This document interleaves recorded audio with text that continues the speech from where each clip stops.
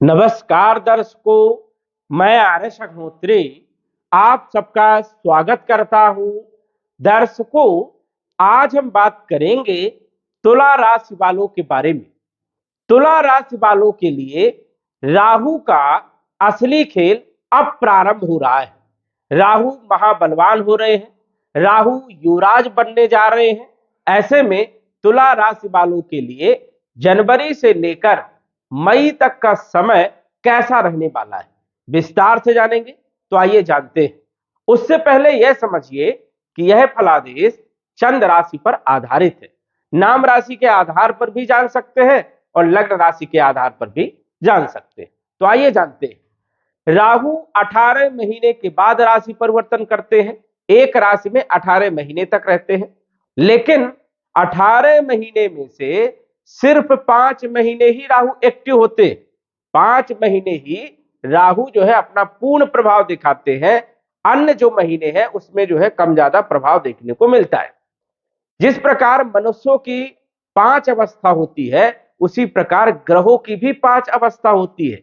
बाल अवस्था, किशोर अवस्था, युवा अवस्था, वृद्ध अवस्था और मृत अवस्था।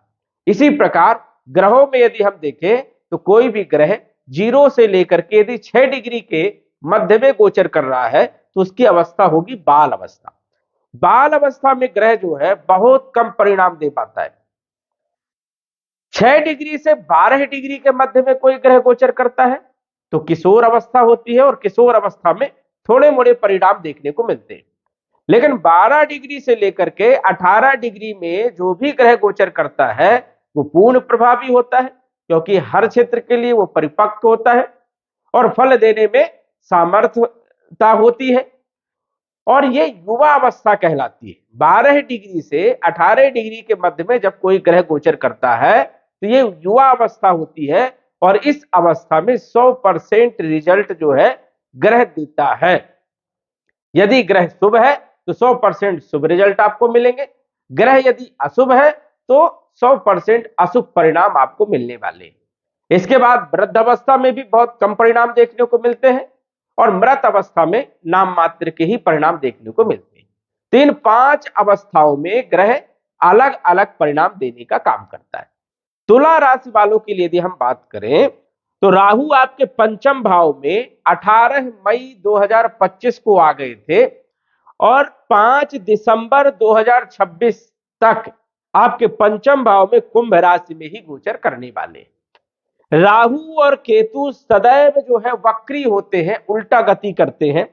इसके पहले राहु जो है मीन राशि में गोचर कर रहे थे, लेकिन 18 मई को ये कुंभ राशि में आ गई और 5 दिसंबर को आप देखेंगे तो ये मकर राशि में आ जाएंगे। मतलब इनकी जो गति है वो उल्टा गति होती है।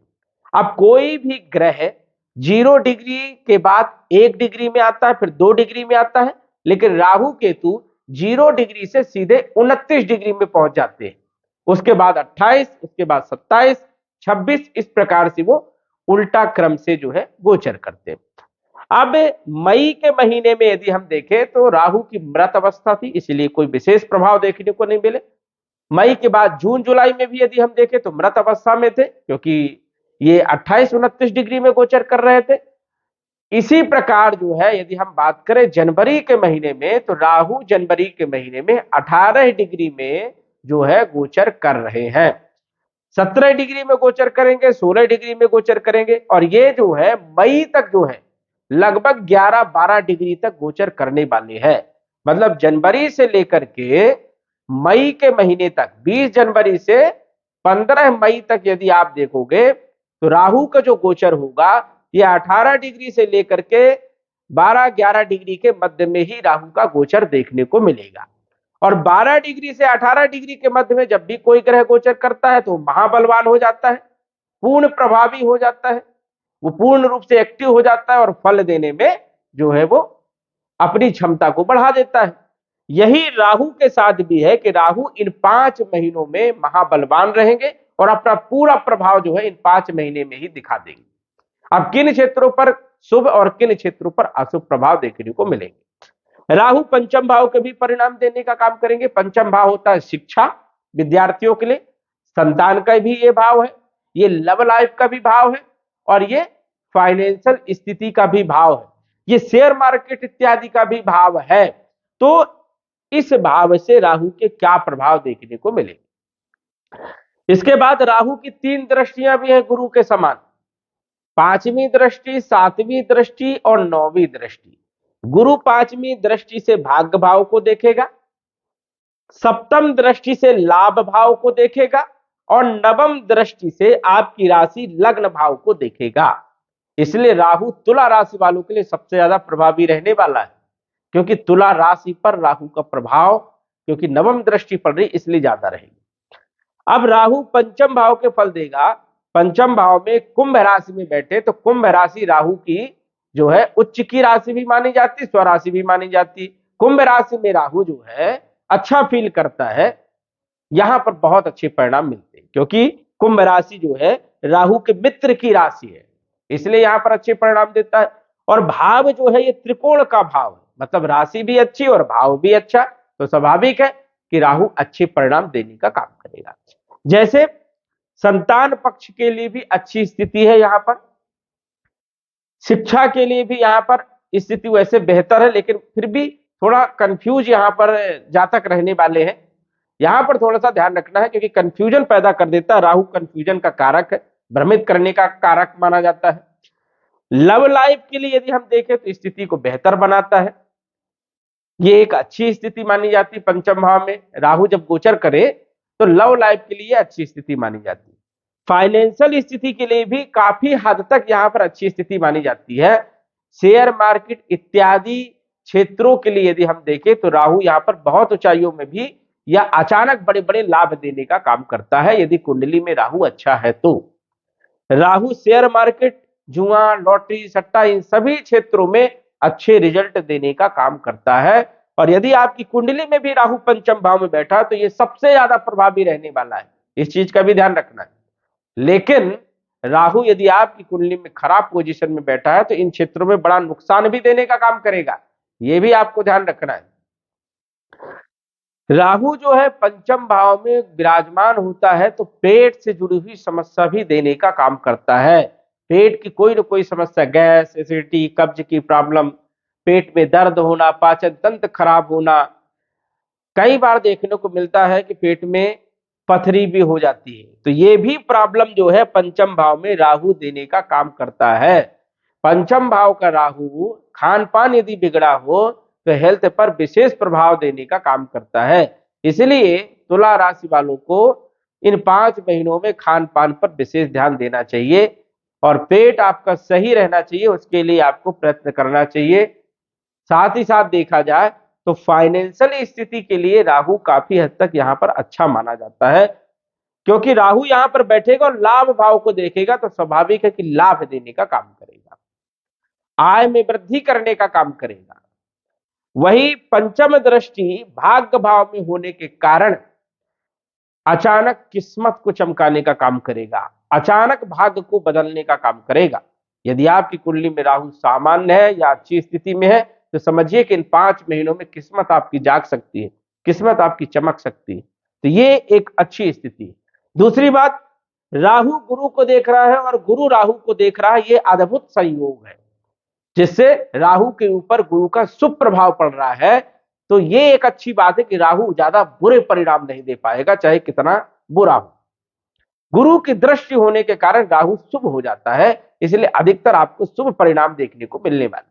तो भाग्य का पूरा साथ आपको मिलेगा, पिता का आपको सपोर्ट मिलेगा और पिता का साथ लेकर के यदि आप काम करते हैं तो आपको सक्सेस होने में कोई नहीं रोक सकता। ये आपके लिए एक अच्छी स्थिति है। राहु की 7म दृष्टि लाभ भाव में इच्छाओं की पूर्ति करने का काम करेगा। लंबे समय से जो आप रटन लगा रखे थे, जो आपके मन में था, वो पूरा करने का काम राहु कर सकता है इन 5 महीनों में। इच्छा पूर्ति वाले भाव को देख रहा है, आय वाले भाव को देख रहा तो आय में वृद्धि करेगा, लाभ भाव को देख रहा तो लाभ देगा, तो ये एक अच्छी स्थिति है। वही 9म दृष्टि आपकी राशि पर, आपकी लग्न पर पड़ रही है, थोड़ा सा यहां पर कंफ्यूजन रह सकती है, डिसीजन लेने में थोड़ी दिक्कतें जरूर आएंगी, लेकिन अपॉर्चुनिटी आपको बहुत अच्छी मिलेगी। नौकरी में आपको अपॉर्चुनिटी मिल सकती है, व्यापार में अच्छा ग्रोथ आपको मिल सकता है, आपके कैरियर में एक अच्छी स्थिति देखने को मिल सकती है। वही देखा जाए तो देश विदेश से जुड़े हुए काम भी आपके बनेंगे। शिक्षा के लिए आप विदेश जा सकते हैं, बहुत अच्छी पोजीशन है। नौकरी के लिए, व्यापार के लिए विदेश यदि जाते हैं तो भी आपको यहाँ पर लाभ मिलने वाला है। वही कुछ ना कुछ यहाँ पर जो है राहु अपॉर्चुनिटी देने का काम करता है। नए कार्यों में भी जो है रुचि आपकी बढ़ेगी, साथ ही साथ नए कार्य आपके बनने वाले हैं। भूमि, भवन, प्रॉपर्टी से जुड़े हुए कार्य भी आपके बनने वाले हैं, क्योंकि राहु शनि के घर में बैठे हैं और शनि जो है आपके छठे भाव में गोचर कर रहे हैं, जो कि शनि अच्छे माने जाते हैं। राहु शनि के अनुसार फल देने का काम करते हैं, इसलिए शनि जो है विदेश भाव को देख रहे हैं, तो विदेश से जुड़े हुए काम आपके बनने वाले हैं। राहु जिस राशि में बैठता है उस राशि के स्वामी के फलों में वृद्धि कर देता है, मतलब शनि के फलों में वृद्धि कर देगा, शनि के फलों को बढ़ा देगा। और शनि जो है आपके छठे भाव में बैठे, नौकरी के भाव में बैठे, कंपटीशन के भाव में बैठे, शत्रु के वाले भाव में बैठे, रोग ऋण शत्रु कलह कर्ज के भाव में बैठे, तो इन सभी क्षेत्रों से अच्छे परिणाम आपको मिलने वाले हैं। एक अच्छी स्थिति रहेगी। कर्ज धीरे धीरे आपका कम होगा, कंपटीशन में आपको सफलता मिलेगी। यदि आपके पास नौकरी नहीं है तो नौकरी के लिए भी समय बढ़िया रहेगा, नई नौकरी मिलने के योग भी यहाँ पर बन रहे हैं। ये आपके लिए एक अच्छी स्थिति नजर आ रही है। वही यदि हम बात करें तो राहु शनि आपके चौथे भाव के मालिक है। नया मकान बन सकता है, प्रॉपर्टी खरीद सकते हैं, वाहन खरीद सकते हैं। ये भी एक अच्छी स्थिति है, क्योंकि राहु शनि के भाव के फलों में वृद्धि करेंगे, क्योंकि शनि के राशि में बैठे। तो पंचम भाव, चतुर्थ भाव के भी राहु के प्रभाव देखने को मिलेंगे। साथ ही साथ शनि छठे भाव में बैठे तो छठे भाव के भी प्रभाव देखने को मिलने वाले। कुल मिलाकर के तुला राशि वालों के लिए शनि और राहु दोनों की पोजीशन बहुत शानदार है। इस कारण से दोनों ग्रहों के अच्छे परिणाम आपको मिलने वाले हैं। लेकिन यदि आपकी कुंडली में शनि और राहु दोनों ही खराब पोजीशन में बैठे हैं तो फिर यहां पर आपको कम अच्छे परिणाम देखने को मिल सकते हैं। राहु की यदि आपकी महादशा चल रही, अंतरदशा चल रही और कुंडली में राहु खराब है तो फिर आपको बुरे परिणाम भी देखने को मिल सकते हैं। लेकिन सामान्य यदि हम देखें तो राहु गोचर के अनुसार से अच्छी पोजीशन में है। कुंडली में कितना भी राहु खराब होगा, लेकिन थोड़ी थाड़ तो कुछ न कुछ अच्छे परिणाम आपको जरूर मिलने वाले। तो इस चीज का आपको विशेष तौर पर ध्यान रखना है। उपाय की यदि हम बात करें तो राहु का जो उपाय आपको करना है, आप जो है राहु के तांत्रिक मंत्र का जप कर सकते हैं रात्रि के समय। ये आपके लिए बेहतर रहेगा और ये सभी लोग कर सकते हैं, सभी राशि वाले कर सकते हैं। राहु के तांत्रिक मंत्र का जप करिए।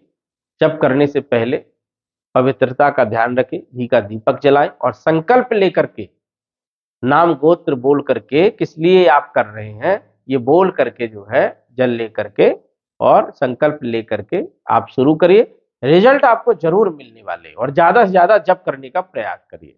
तो दर्शकों, आज बस इतना ही। धन्यवाद।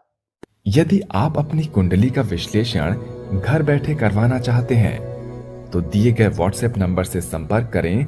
साधारण फीस जमा करके आप अपनी कुंडली का विश्लेषण फोन के माध्यम से घर बैठे ही करवा सकते हैं और जान सकते हैं अपने भूत, भविष्य और वर्तमान के बारे में। धन्यवाद। WhatsApp number 9479893911।